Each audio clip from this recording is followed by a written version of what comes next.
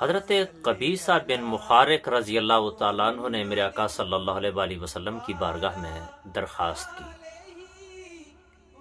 یا رسول اللہ صلی اللہ علیہ وآلہ وسلم، مجھے کوئی مختصر سا عمل بتا دیجیے۔ اچھا، مختصر عمل کا صحابی نے اس لیے پوچھا، انہوں نے ساتھ وہ وجہ بھی بیان کر دی۔ فرمایا، اے اللہ کے رسول، میں بوڑھا ہو چکا ہوں،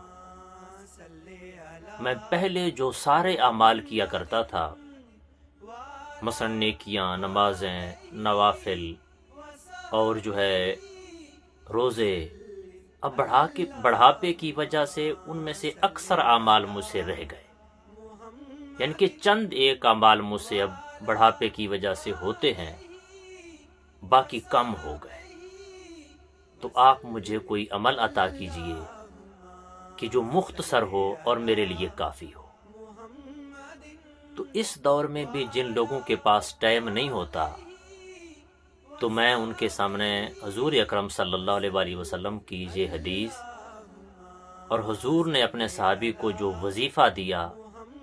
تو وہ میں آپ کے سامنے بھی رکھنا چاہتا ہوں کہ آپ میں سے جن کے پاس بھی ٹائم نہیں ہے، وقت کم ہے، لمبے چوڑے وظیفے نہیں کر سکتے، تو وہ حضور صلی اللہ علیہ وآلہ وسلم کا عطا کردہ یہ وظیفہ کر لیں، جو ان کے لیے انشاءاللہ کافی ہو جائے گا۔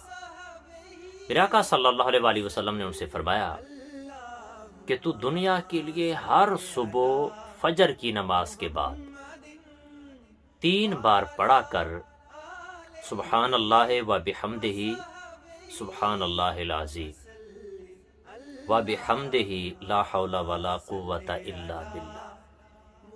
سبحان اللہ و بحمدہ سبحان اللہ العظیم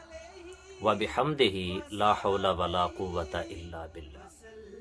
تیسری بار سبحان اللہ و بحمدہ سبحان اللہ العظیم و بحمدہ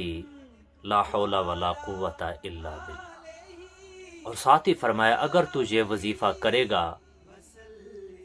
تو تجھے کافی بھی ہو جائے گا، اور دنیا میں تجھے 4 بیماریوں سے تیری حفاظت ہوگی۔ اندھے پن کی بیماری سے محفوظ رہے گا، جذام کی بیماری سے محفوظ رہے گا، برس کی بیماری سے محفوظ رہے گا، اور فالج کی بیماری سے محفوظ رہے گا۔